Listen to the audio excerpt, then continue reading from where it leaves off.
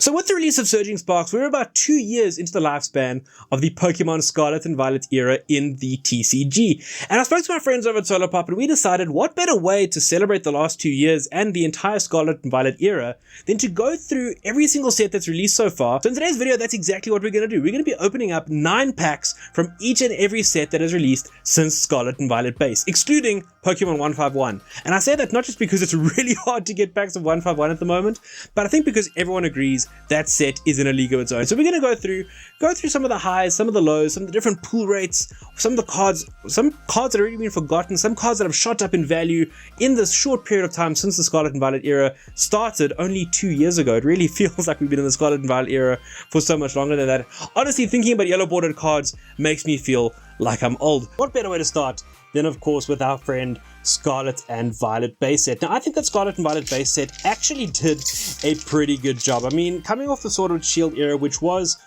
you know, pretty legendary. It ended off really well. It's an era we all look at sort of really fondly now.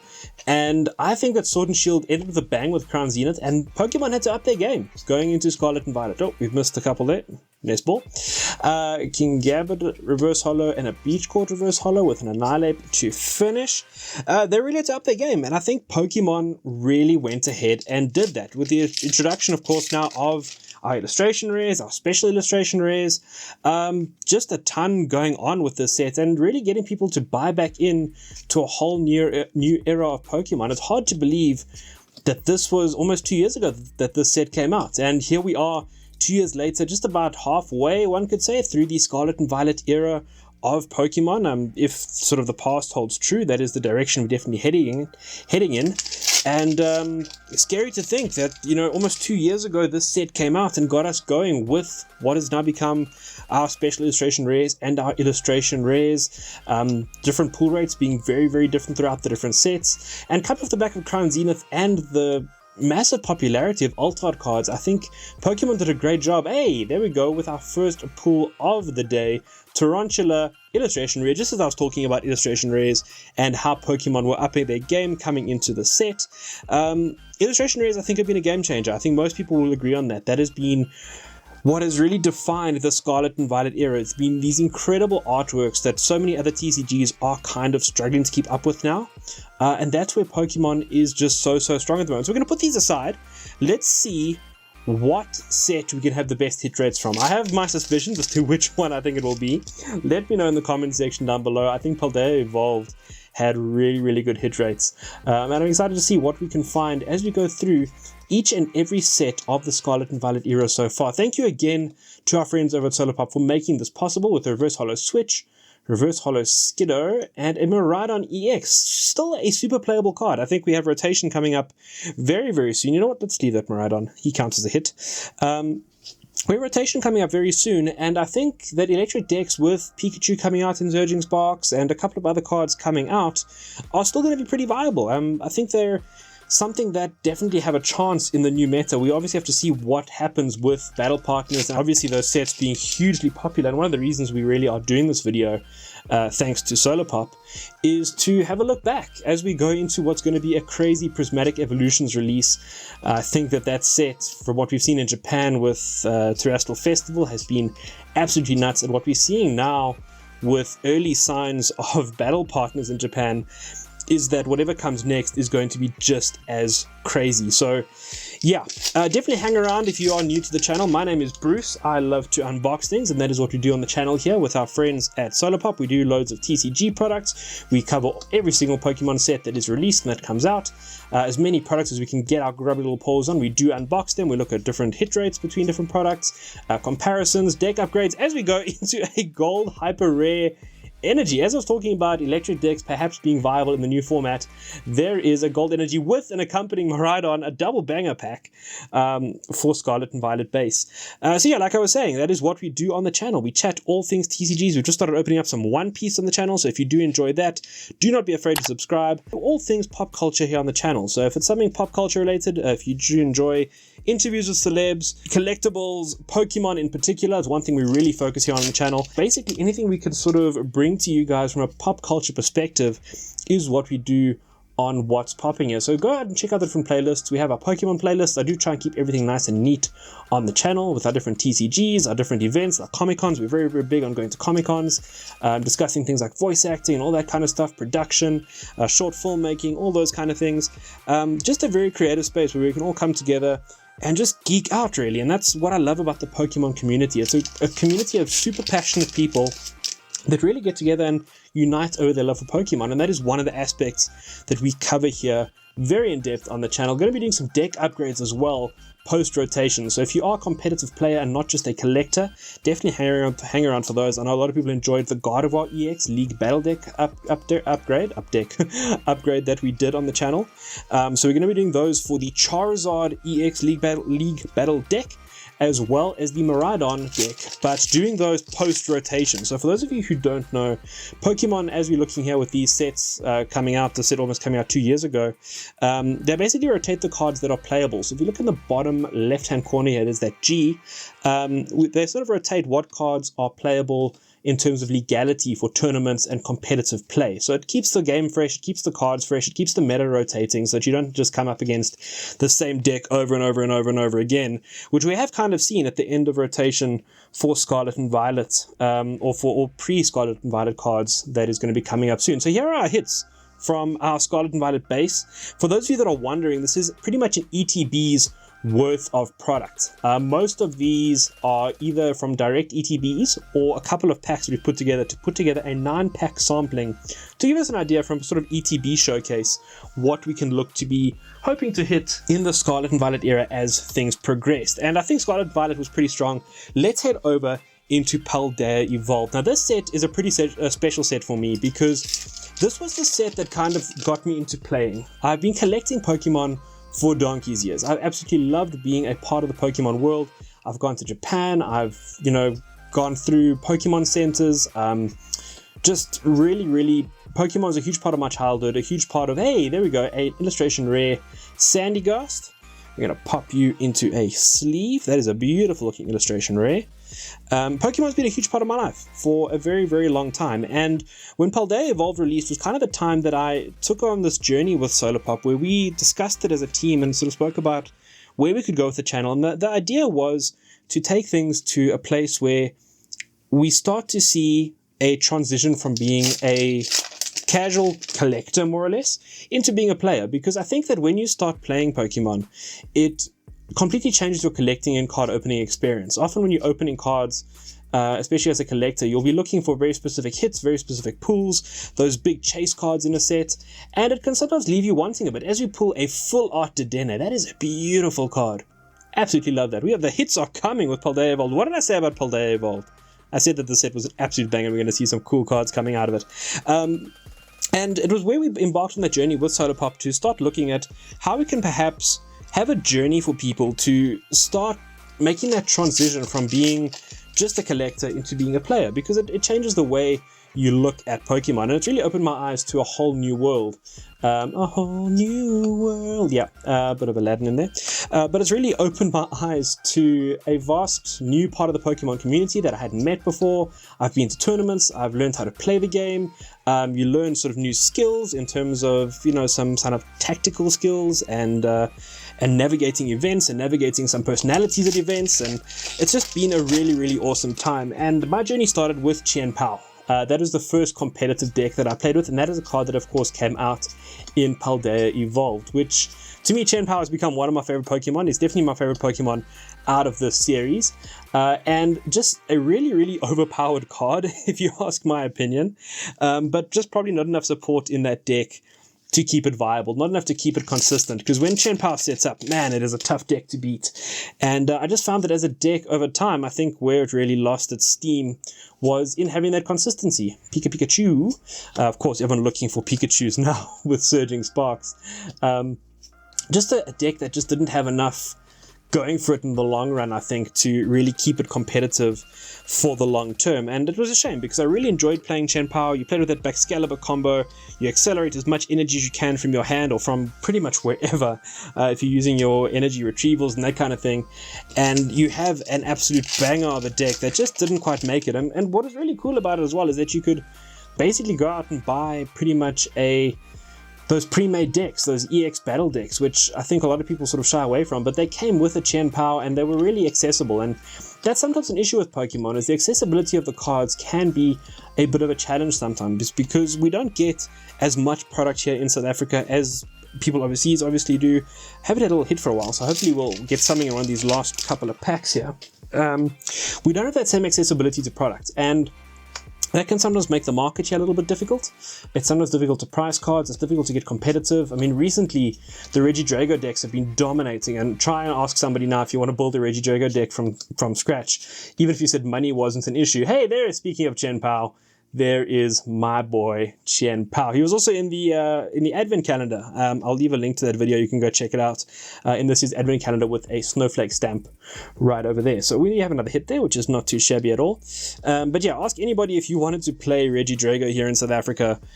Just getting 4 Teal Mask Ogopons in and of itself was a nightmare. Then trying to track down 4 Regidragos and 4 Regidrago V-Stars, you had a bit of a challenge on your hands. So, you know, having a set that had Chen Pao in it that you could pick up from a League Battle deck, not a League Battle deck, an EX Battle deck, and have a viable, cool card and then just build around, that was really, really cool, and something that I encouraged, hey, there we go, something that I encourage players to do. As Chen Pao is blessing us today, look at that special illustration rare, our first special illustration rare, hopefully the first of many. The centering is not too great on that card, and if you want to know about centering and all that kind of stuff, we have also opened up a series with our friends over at Grade It, where we are currently grading some cards and discussing why you should think about grading cards. And maybe you think about grading a card like this and you see this off-centered nature, you see a lot of this sort of leaning to the left hand side, maybe not a card you want to grade. Personal reasons, you might still want to grade it. But we are doing a series with Grade It where we're sort of chatting about the pros and cons of grading, how to go about it, especially being outside of the States, where all these big grading companies are, and it's a lot easier there. So they do all of that for you. I'll leave a link to that video in the description, and probably also a little arrow up here. It'll take you to it. Do bear with us. We had a few technical issues on the day. We had a massive storm come through, and our mics weren't all working perfectly. So it's a little bit hissy, but I think the gist comes across in that video as to why you should at least think about going ahead and grading your cards. As we have a look at our pools here, Chen Pao definitely blessing us in Paldea Evolved, one of the mascots of the set, and a total of 4 pools out of that ETB. So not too shabby at all. I think we have 4 from Paldea Evolved, and we have 4 from Scarlet and Violet base. So pretty even Stevens so far. And I mean, if you're gonna go and talk about a hit is a hit, it's even Stevens. Obviously, it's a bit of a different scenario as you move into Obsidian Flames. If you were looking at the value of cards, then it becomes an entirely different debate. Obsidian Flames, that was a bit of a set that I think a lot of people, you either loved it or you hated it. And I think this set was one that was probably eclipsed by the upcoming 151, which of course released directly after it. And maybe, just maybe, a little bit of Charizard fatigue. I think Charizard is such an awesome Pokemon, and I personally absolutely adore Charizard. I'm still a fan of Charizard sets. I think Charizard is an awesome mascot Pokemon to have, and having him come around once in a while is definitely not too bad. It's something that for collectors, as much as people can sort of gripe and groan about Charizard as a card, it's a card that draws people in. And then as soon as you have a set that has a chase card like a Charizard, you know that in the long term that set is going to go up in value, and those cards are going to go up in value. So, you know, he's a surefire win for the Pokemon Company, and I love him. We all loved Charizard as a kid. I mean, he's the OG chase card. If you ask any kid back in the late 90s and 2000s what card they wanted, it was Charizard. And I think a lot of us are still that kid today. We're still carrying on.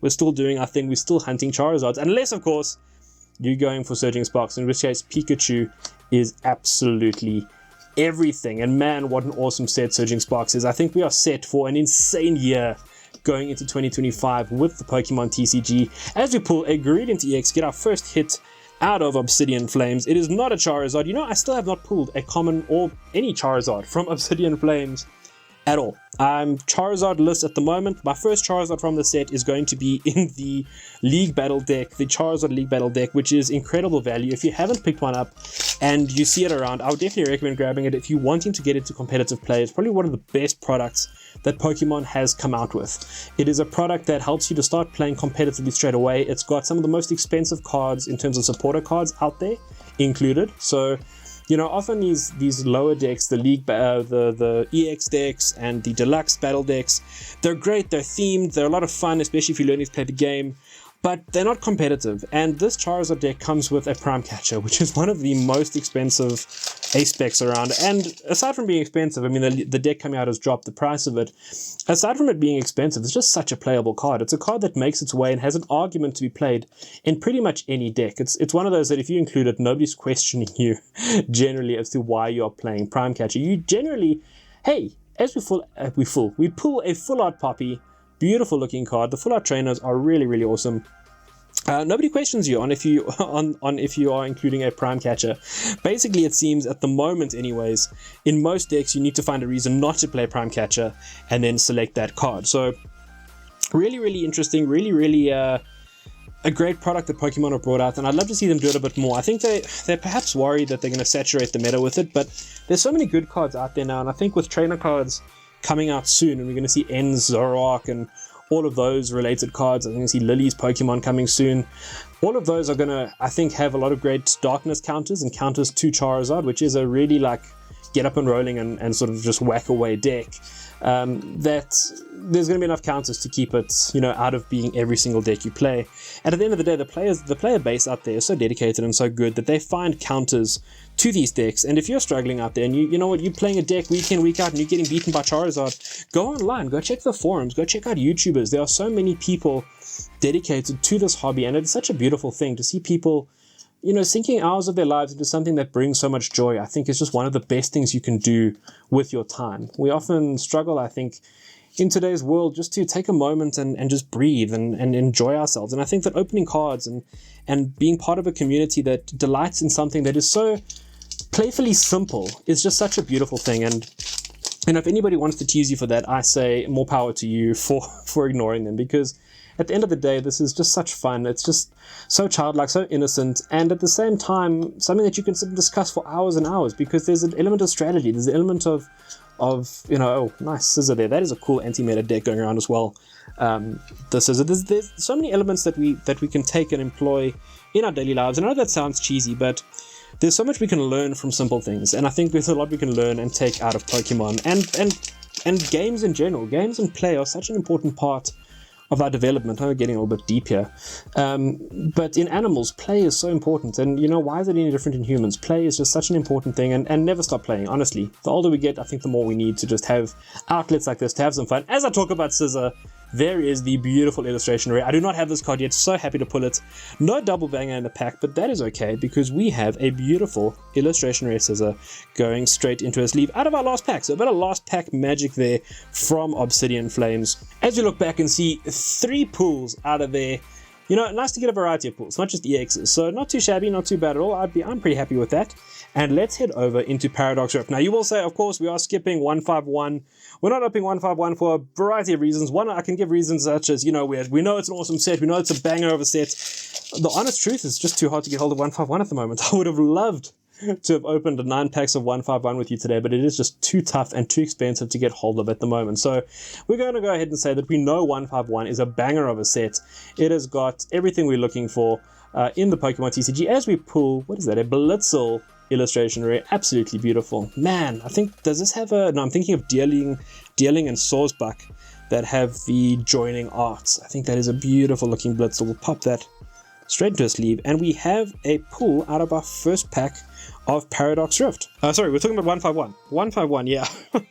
The set that got so many people back into collecting and brought so many people back into the hobby. I think it's really sort of a start of a renaissance post-Evolving Skies that we are seeing in the Pokemon TCG, and things are just going up and up from there, man. It's getting hectic out there. You've seen the videos online of people going to Costco's and buying out 151 and getting a bit silly with it. I was just saying a moment ago, these are things to be had to have fun with and to build a community around and to enjoy, not to just do despicable things. So let's not get into that. But 151 is a set that brought a lot of people back into it, and bringing people back into it, that then hopefully gets them into playing. I think that's the ultimate goal. These cards are designed to be played with, and the creators of the game go into a lot of thought and depth in designing these cards. And when you develop something, I mean, here's, for example, Toadscroll is a card that you don't see a lot, but it's really effective. It stops your opponent dead in their tracks if they're playing something like Chen Pao or any kind of deck where they have to get stuff out of their discard pile. So, hey, a Toxtricity Full Art, that is a beauty of a card.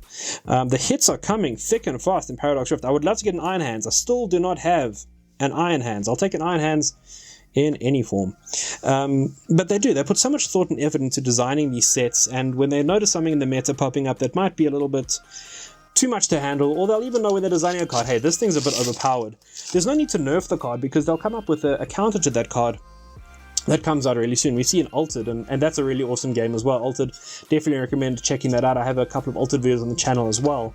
Do go ahead and check those out, because that is a cool TCG. But they've really had to nerf cards in that set because they were just too strong at release. And obviously, very new TCG, tough to immediately go ahead and print a counter to a card, so I respect their decision to go ahead and make some of those cards weaker.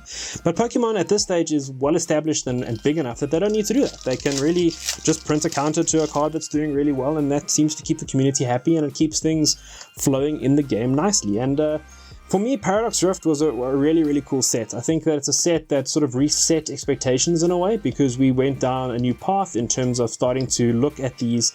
Hey, okay, we have a gold luxurious cape. That is ridiculous.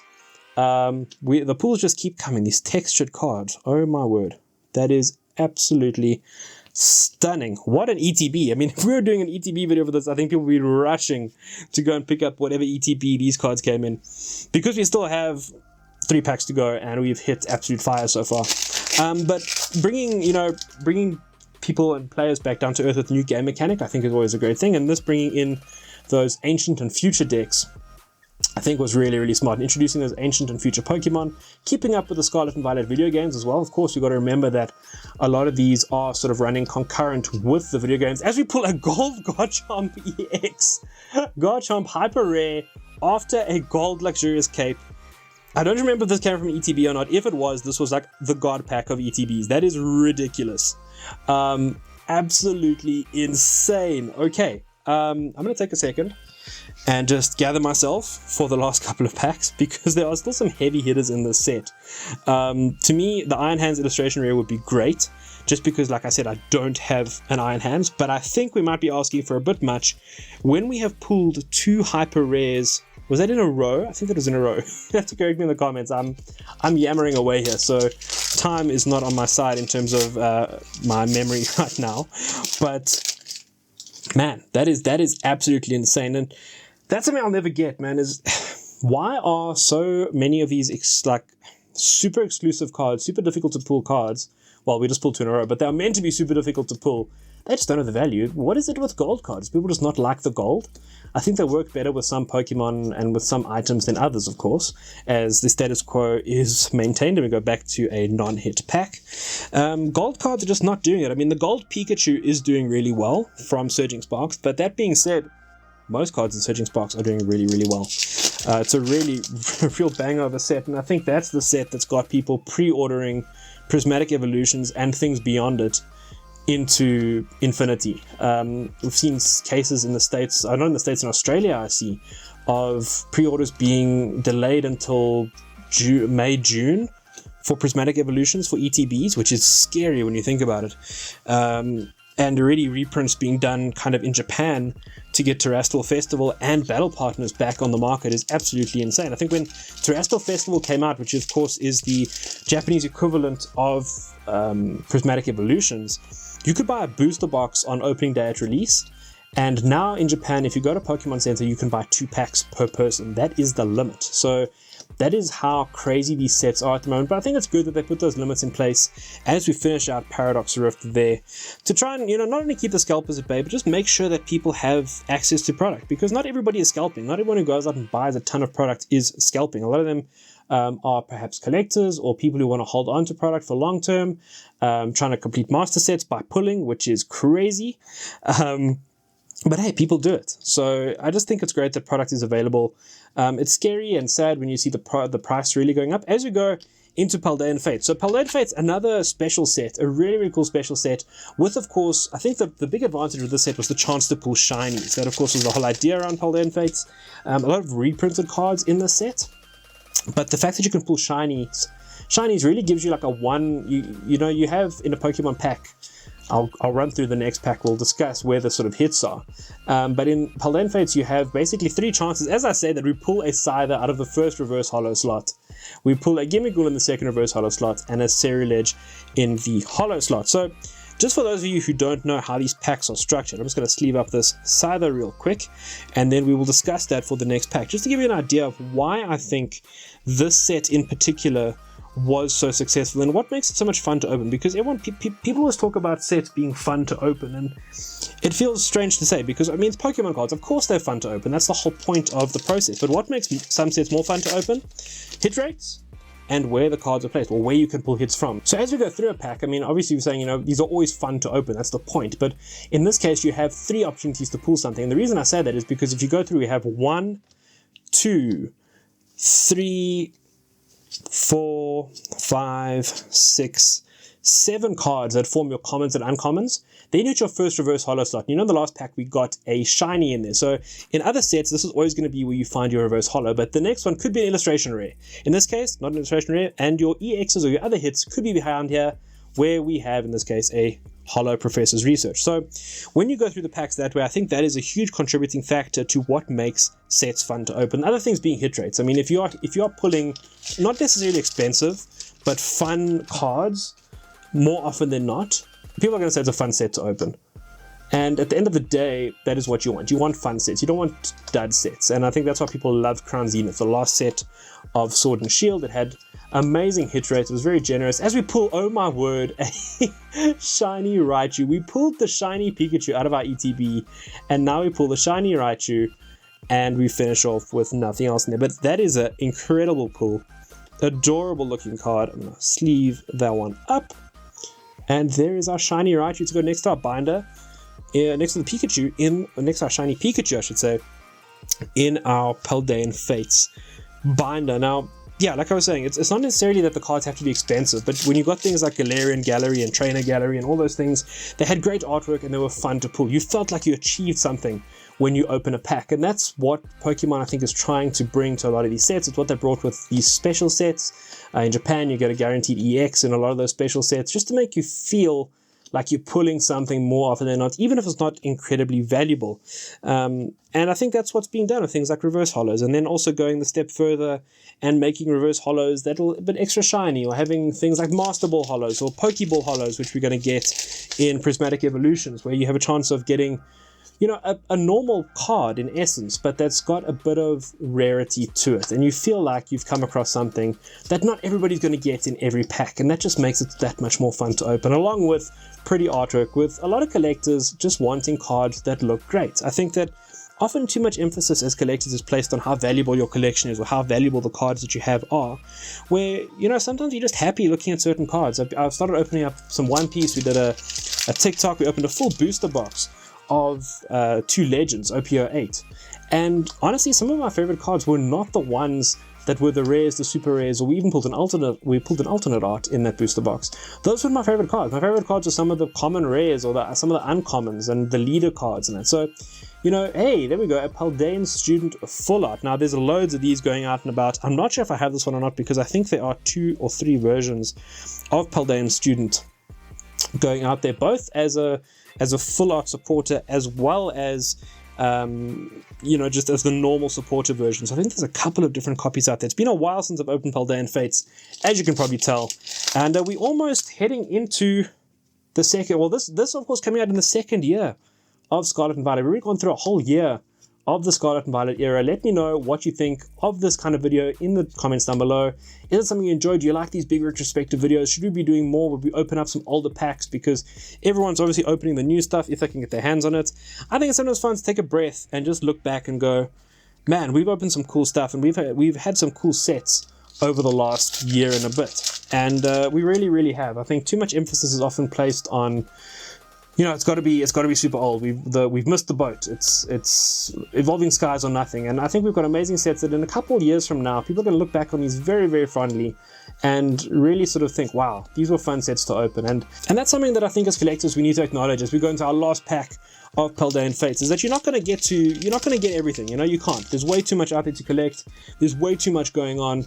But you know, you're going to have your moments in the sun. Maybe you weren't around for the Sword and Shield era. Maybe you weren't able to open Evolving Skies. I've opened a bit of Evolving Skies. It's a lot of fun, but it's also super disappointing when you don't pull a Moonbreon and you feel like all your money's gone down the drain for that expensive pack of cards as we pull a full art Nimona. So really, really good 9 packs for I want to say Shining Fates. Mind on the Sword and Shield era there as we pull 2 full art supporters and 2 beautiful shiny Pokemon, 2 of the better ones I would say.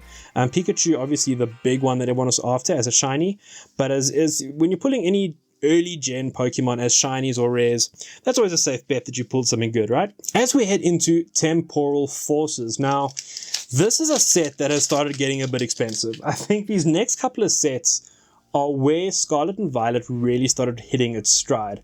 Scarlet and Violet as a set came out swinging with these generous pull rates, these incredible illustration and super special illustration rares, and I think by this point they really knew what they were doing. They really hit their stride, not only in terms of the artworks but in terms of the playability. We now had a real sort of card library, if you will, of playable cards, of cards that people love, matching with incredible artwork and incredible design from the Pokemon company. People getting used to the silver borders, people getting used to the vibe.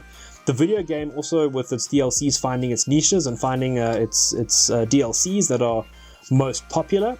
And hey, a full art Scissor EX. The scissors just keep coming. The other scissor is better. Just the normal one, if you're going to run an anti-meta deck, there is a really, really good scissor. But nothing wrong with throwing the odd Scissor EX in there, just as a bit of a surprise to your opponents, in my humble opinion anyways. But by this point, Scarlet and Violet really started coming out with some bangers, and I think the next few sets we're going to open are testament to that. The pull rates got a little bit harder, I'm not going to lie. I think that is something a lot of people will agree on, is that the pull rates definitely got a bit harder, but with that came some incredible sets that are still chocked with cards we play with today. I mean, Minccino slotted right into the old Lugia decks. We can sort of go through a number of playable cards. The Future and Ancient decks really coming to their own with things like Future Boost, Energy Capsule. Iron Hands, you know, this was second print of him or in a different version. Iron Valiant really leaning into that sort of, I want to say it's where the Scarlet and Violet era found its identity. It's really found its identity in these, you know, the gimmick might be the right word for it, going into the gimmicks, going into the we already had the terrestrialized Pokemon coming through from the video games. We had the introduction of the ancient and future Pokemon. By this point, everyone felt comfortable with it. There's Cinccino also slotting right into those Lugia decks. Going to be sad to see that one go for a lot of players when it rotates now. But really finding its feet as we pull an Iron Crown future Pokemon, Iron Crown EX, awesome card, and super playable as well. So yeah, this really saw the set finding itself in terms of what the vibe is for Scarlet and Violet, and people have bought into it. I think that by and large there hasn't been as much pushback as there was for previous sets. I think previous sets, you know, people really didn't like the gimmick of the Mega Evolutions when they first came out. People did not like it at all, and over time it's become something that people love. But when it came out, there was a real pushback against it, people not liking it. I'm not a huge fan of Mega Evolutions personally.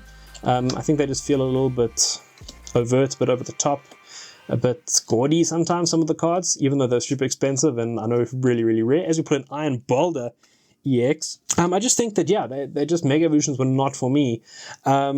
But this, as I said, I haven't heard anybody really complaining about Terra Pokemon. I think some people talk about Terra Pokemon, they go, oh, you know, I don't dig the crown. The crown is a bit weird.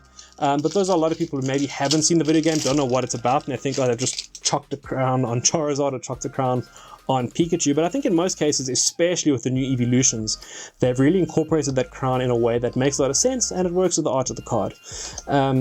Pokemon by this stage are really, I think, miles ahead of anybody else with their artworks. Hey, they're full art Eerie. That is an awesome looking card. I know the special illustration rare for this was pretty expensive. I don't know if it still is, but that is an awesome card. Great for disrupting your opponent. And that's something I enjoy in the Pokemon TCG, is the amount of hand disruption.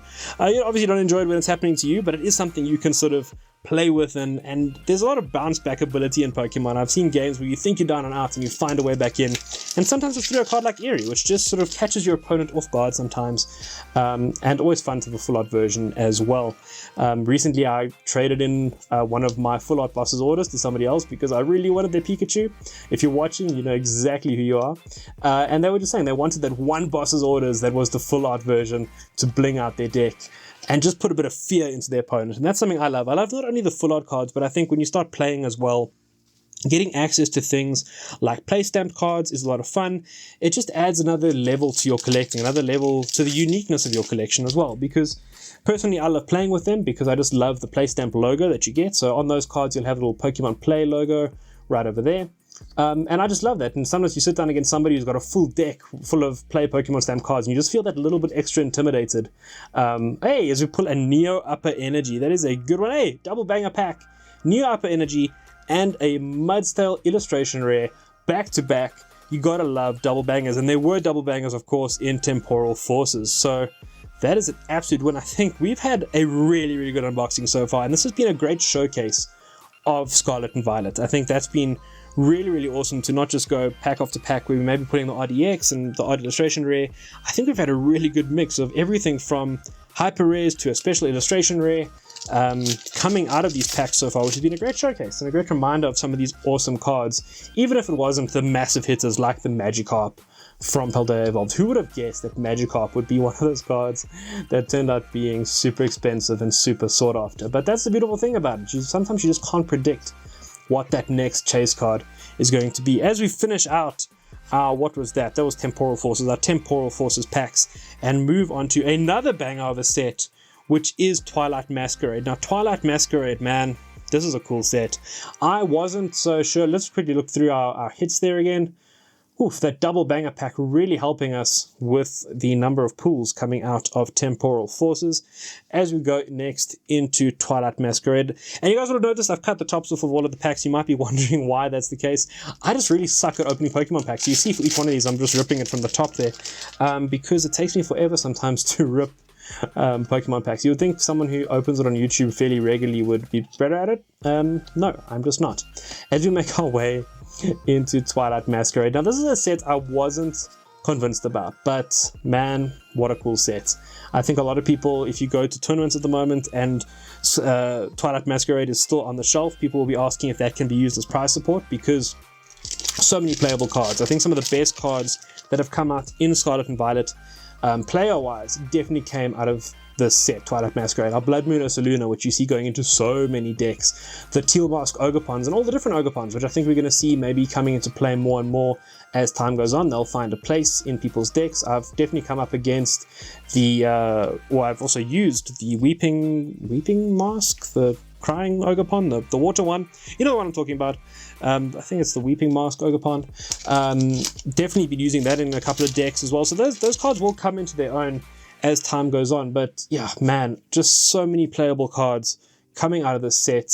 We got the Dracloak as well, which is slotted into all of the Dragapult decks. I think Dragapult as well came out in this set. So whole archetypes really coming out of Twilight Masquerade, which is really exciting to see. And it's just a lot of fun for the TCG to see that how quickly the meta can shake up is something that's both fun and scary, because sometimes you take a lot of time, you put a lot of effort into building a deck. Personally, I'm a God of War player. I've been playing God of War for a very long time now and invested a lot of time in learning how to play the deck and also upgrading it. She has our GP for those Dracloak decks, for those Dragapult decks, I should rather say. And now that all those cards, well, you know, God of War itself is not rotating, but one of the pieces that sort of helps it to go, as we pull a full art Palafin. That is an awesome looking Palafin. Our first hit from Twilight Masquerade. Would have liked something else, but you know what? A hit is a hit, and we will take it. You know, the deck itself is not rotating, but the Curlier with the refinement ability is rotating, and that is basically the engine that makes the deck go. So You know, it's great if the meta gets shaken up a bit, but if you've invested a lot of time and effort into building a deck or learning how to play a certain deck, and suddenly you find that it's been either invalidated by a shift in the meta and there's been a great counter that's come out for it, or you find that the cards, hey, there we go, a Teal Mask Ogerpon. Just speaking of Ogerpon and saying how difficult they are to come across, there is a Teal Mask Ogerpon. This is my first one. This is my first Teal Mask Ogerpon. So I've opened quite a bit of Twilight Masquerade, and that is my first one, just to give you an idea of how tough that card can be to pull. I see it a lot. I play against a lot of decks that use it. Nice to see one finally in my collection, which is pretty cool. But yeah, it can be really tough to see your decks invalidated by something else, or either invalidated by a rotation or invalidated by a counter coming out to it. But the good players will find a way around it. It's part of the fun of the Pokemon TCG as well. Ooh, Applin, Diplin, and Tatsugiri. Also super playable cards. Jamming Tower you're seeing played a lot. Just this card is this deck is just chocked. The set. Sorry, we've been opening cards for a long time now. My brain is starting to misfire. The set is just chocked with playable cards. It is absolutely ridiculous when you think about it. I think if a lot of players, you said to them, choose one set that you get to pull all the playable cards from, it would be Twilight Masquerade for sure. Just such a good deck. I mean, you combine this with something, Ogerpon, the Teal Mask Ogerpon with something like an Earthen Vessel from, what set did that first come out? I think came either Paradox Rift or Temporal Forces. I'm not 100% sure. But you combine those. I mean, when you're pulling Zapdos as a holo and you're going, Zapdos, that's just such a cool little inclusion there. Not a super playable card, but the fact that you can just pull a Zapdos casually and have that moment of like, hey, that's a Zapdos. I love Zapdos. I mean, one of my slab cards, funny enough, is Zapdos. I've got, this is, nobody gets too excited, it is it's from Evolutions, so it's not the OG, but I do love some of the original legendary birds. So Zapdos is always within reach here on the channel. All the videos are made with Zapdos nearby, and we have pulled some bangers. I think, chase cards are something that people run after, and obviously they're called chase cards for a reason. But we've been very lucky on the channel. I think recently we got the God of War EX, Carmine, another really great supporter in the set. Man, so many great supporters. And Infernape, that is a beautiful illustration rare. Man, speaking of chase cards, that's definitely a cool card. Love that Infernape illustration rare. But chase cards wise, I think probably the best card we've pulled on the channel out of this era so far would be, it was off camera. No, it was on camera. It was the God of War Special Illustration Rare from Paldean Fates. That was an awesome card to pull. God of War, like I said, is one of the decks I've been playing the most, so really cool to pull that. And it's actually sitting here. I'll grab it now. It's just off camera, sitting here in the background, looking at me as we speak. I think it's got some of the best artwork from the Scarlet and Violet era. As we pull a Palafin EX to go with our Palafin full art at the end of our Twilight Masquerade bundle. And I think the fact that we pulled the Teal Mask Ogerpon out of there is pretty cool. That in itself, even though it's not illustration rare or special illustration rare or a full art, is just a great card to have pulled. So looking pretty awesome. They're very, very happy with the hits so far. Let me know what you think in the comments down below. Where do you think we've had our best hits? What are your favorite hits from the Scarlet and Violet era so far? I think for me it's definitely been the God of War Special Illustration Rare in this case that I got, put it in this case that I got in Japan. It's always great to pull something with the community, and to do it on the channel with all you guys was really, really a lot of fun. So let's go into Shrouded Fable. Now this is a set that probably has got, I would put an argument for to say it's got the least love out of all of the Scarlet and Violet sets, and I don't know that it's warranted. Look, yes, it is a special set, so it's not massive. It's only, only 64 cards in the base set. But at the same time, I mean, we got Janine Secret Art, who's going to be a card that becomes more playable now as things go on. Look at that beautiful reverse holo pattern. It's only been for this set where we've seen nothing. It's absolutely stunning. Blood Moon Ursaluna, a playable card. Ogie Dogie EX in our first pack. Not too shabby at all. Look, not a massive set, but from a player perspective, I think that we got some really, really playable cards out of the set as well. I mean, Fez and Dipty was in the set, and it is probably, it's a staple now. You see a Fez and Dipty in pretty much every deck you come up against, or you're trying to find one for your deck. It's one of those cards that's just super playable. Monkey Dory is a card that started straight into my God of War deck. I think that Binding Mochi is going to be a card that we start to see played a little bit more. It's not necessarily, Xerosic's Machinations. These kind of cards really have some level of, Cassiopeia, Neutralization Zone. I mean, great Ace Specs, overall a really, really fun set that I don't think has had its day in the sun. People aren't too keen on it.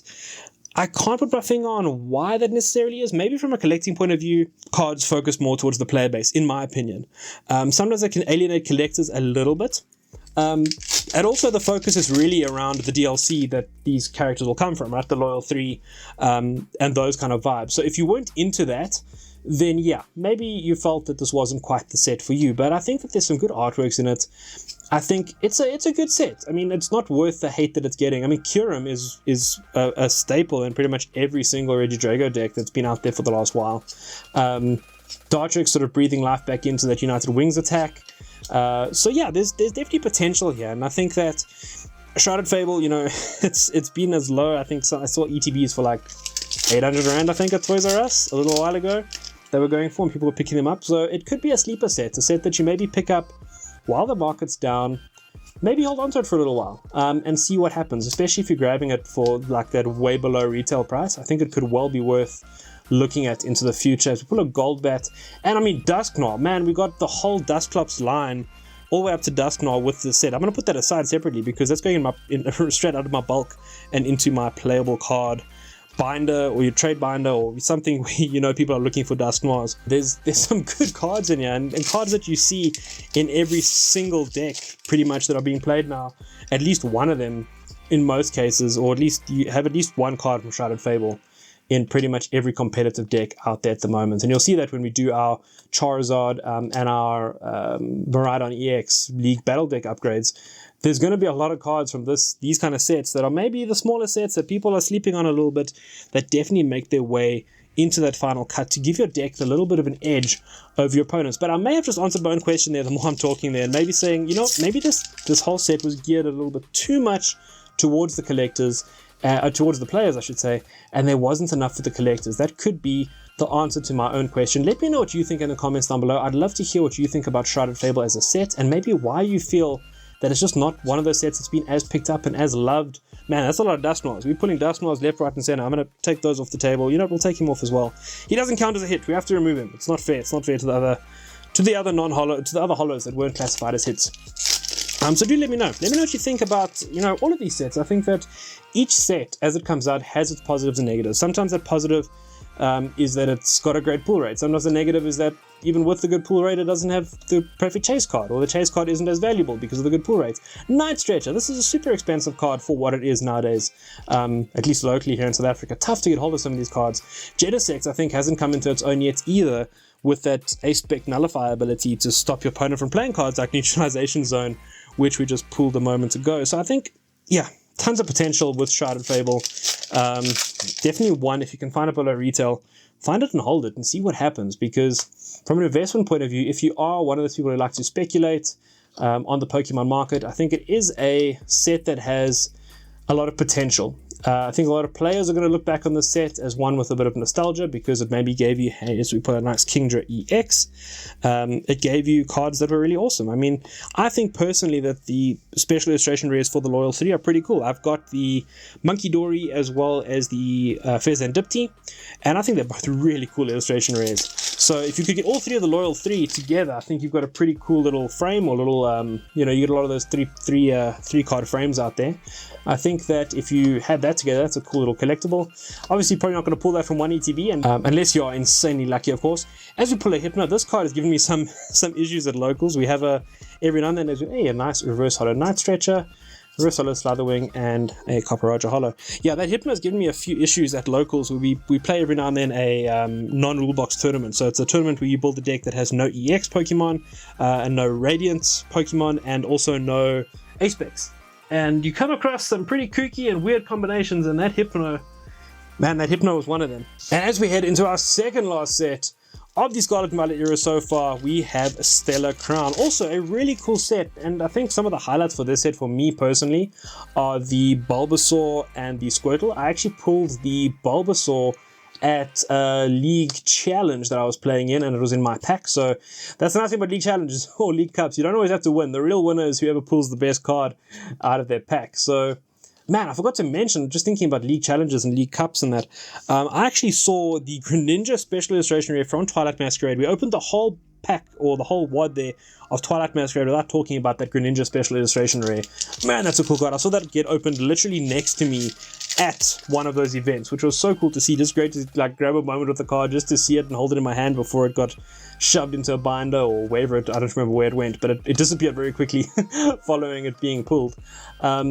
So yeah, some really, really cool stuff, and always great to pull stuff with friends. I think going to locals, going to events where you can meet other Pokemon players, I talk about a lot on the channel, but it's something that I really think is underappreciated. And I love going out to events and seeing parents bring their kids, and the kids are learning how to play Pokemon, the parents are learning how to play Pokemon. It's just a great bonding experience, and you know, it just, you feel like part of a much bigger community.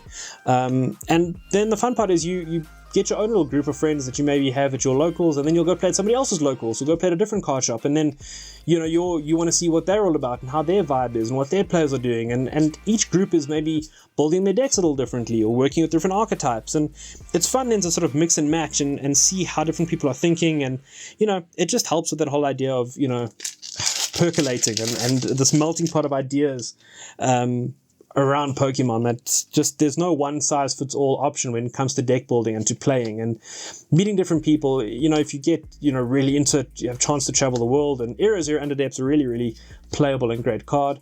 A chance to go around to different events and meet different people. If you're in South Africa, you can go play the SPEs, the special events, and you know, next thing you know, you win one of those special events and you're off to play in the World Championships. You get your invite secured, and not only that, you also then end up with your tickets paid for and sponsored by a company like Solarpop to go over and play in the World Championships, and have an incredible international experience. So even if you're not wasting your time with something like this, and I get so upset when I hear people in the community saying, oh, people don't take them seriously because of Pokemon, or they feel like they have to hide it, and it's just so silly, because it is such an awesome hobby. It's something that really gives you a great outlet, a great place to sort of let off a bit of steam, maybe bait yourself and fall into a bit of nostalgia here or there, and if you're someone like me, then create content around it, which is just another way of showing your passion for it. And not everyone wants to be a content creator, not everyone wants to be a player, not everyone wants to be a collector. Everyone does Pokemon differently, which is, I think, again, something that's so great about the hobby. You speak to players and they say, oh, they'll never collect, it's too expensive, and you speak to players or collectors that say, no, they don't want to play. And everyone's got their own reasons and their own motivations for being involved in the hobby, meeting new people, chasing down that little bit of childhood nostalgia or childhood innocence and childhood fun that we all get each and every time we rip open a pack. And that's a feeling that I don't think ever goes away. I think it's the reason why we see not only people ripping packs, but you're willing to tune into other people ripping packs, because it's a shared experience. And I thank each and every one of you who actually tunes into these videos and watches them and comments on them and engages and forms part of this community, because without you, I honestly couldn't be doing this. I couldn't be making this content if I didn't have people talking to me and say, hey, I really enjoyed that, or I learned something from that, or disagreeing with me on something, and maybe we have a cool conversation about it. So yeah, I just want to, it's a bit soppy, but I do want to take a moment just to thank everybody out there in the Pokemon community, whether you are in the States. I know I have viewers in the States, I have viewers here in South Africa, all over the place, and I appreciate each and every one of you, because I know you're taking time out of your day to watch somebody else at the end of the day open Pokemon cards and chat about Pokemon cards. And we can't discuss things face to face right now, but I hope, hey, as we pull a Medicham full art, I hope that at some point in the future we will have a chance to meet up and chat Pokemon, or chat movies, or chat whatever it may be that you do watch here on the channel, which again, I really, really appreciate it, and like I say, I really cannot do it without you. Stellar Crown has done us dirty here, guys. We only have one pack left, and we've pulled a full-out Medicham. So, come on, something special here. Let's go for a Squirtle. A Squirtle would be nice. I will accept a Squirtle, or it just means we have to have real heat to finish off with in Surging Sparks. Man, Surging Sparks, what a crazy set. That also is really just super expensive, flying off of shelves, tough to get hold of, reprints being spoken about. Hey, you know what, we'll take the Venusaur EX, that's not too shabby at all, and we'll pop that Venusaur EX into a sleeve as we go into Surging Sparks. Firstly, you know, let's round off Stellar Crown. Not the best 9 packs. That would be a case, in my personal opinion, of a real example of how ETBs can be hit or miss. That was a real miss in terms of an ETB. If that's your ETB and you open that, you are not a happy camper. I'd be a pretty sad panda if that was my ETB. And to be honest, if you were watching the Surging Sparks ETB that we opened, we didn't have the best Surging Sparks ETB. So these 9 packs also came out of an ETB. Let's hope we have some better luck. I would love a Pikachu, man. I got the normal EX. I did find that from a friend. We traded, so he actually pulled it next to me at a league, my first league challenge that I won, the first time I won a league challenge.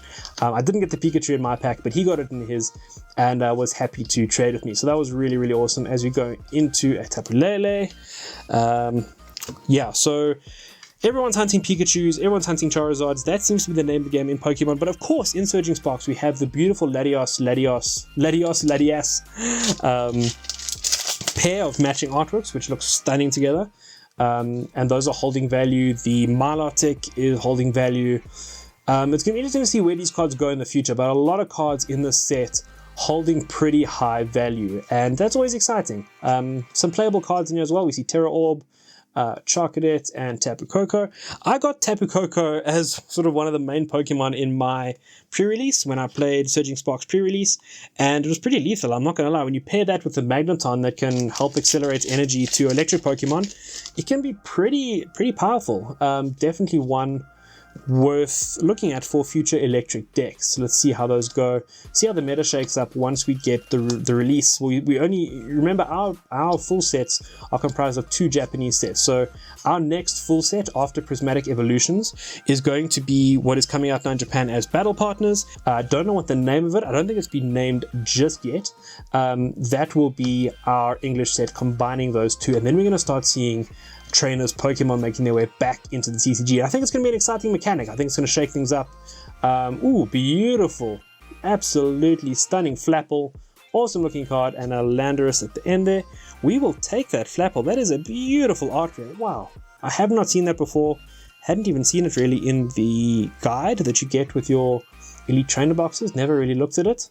And that is a stunning looking card, absolutely beautiful. Do love me some Flapple, and try explaining to people that that's a dragon Pokemon, man, that's like me trying to explain as someone who works in zoology that I don't work in a zoo, and that zoo is just a reference to animals. So trying to explain that an apple is actually a dragon type Pokemon in disguise or in waiting is a tricky one for Pokemon fans, and if you work in zoology or any related field where there's a lot of stereotypes related to it, you feel my pain there as well. As we pull a Killer Wattrel EX, so the hits are coming, and that can only mean surely that we are building towards a Pikachu Special Illustration Rare, which we can pay the house off with in a couple of years time, hopefully. Please guys, don't take that, that is a joke. Don't take anything that is said by anybody in the Pokemon community as the gospel when it comes to values of cards, investing, gambling, however you want to call the Pokemon hobby. There's a lot of gambling involved. There's a lot of ups and downs in the market. People think a card's going to explode and it doesn't, or people, inflate a card's price and then it suddenly shoots down, or people say this card's going to go to the moon and then it loses its value. So always be discerning and think about these things for yourself. As we pull out a beautiful Chen Pao, love me a snow leopard. People call it a snow weasel. To me, it's a beautiful snow leopard. So nobody's going to be able to convince me otherwise. I do love me some Chen Pao. I'm actually heading over to Japan fairly soon, and when I do go, I'm going to be looking for a Chen Pao plushie. I know they had them at one stage in the Pokemon centers, and I'm definitely going to be looking for one in maybe a second-hand store or something around Japan where I can get hold of a Chen Pao, because it's just one of my favorite Pokemon, and I'm hoping that Chen Pao can become playable again as we pull a Gouging Fire and an Electric Energy. No Pikachu, but an Electric Energy, as we have 2 packs left in this marathon opening of Scarlet and Violet as a retrospective of everything we've seen so far. Once again, guys, thank you for being with me throughout this video. I really appreciate it. I appreciate you staying. If you are still here at this point, you are an absolute legend, and I wish I could give you a high five in person. That is for absolutely sure.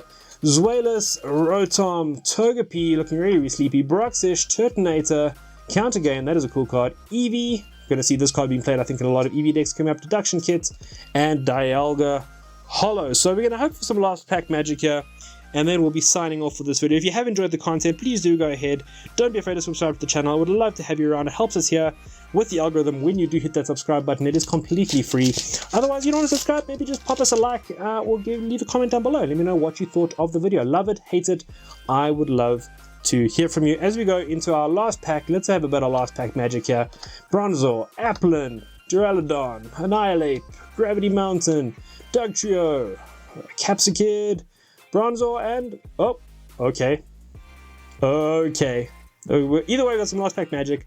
What do we have? We have Hey, Pikachu, there we go. We have a full art Pikachu. That is an absolutely stunning card. And what a way to end this video on such a positive note. Looking forward, hopefully, to the future where we pull more awesome cards like this Pikachu. Man, that is epic. That is so, so cool. To pull it off the last pack, absolutely awesome. And thank you for watching, guys. I will see all of you in the next video as we start heading towards Prismatic Evolutions.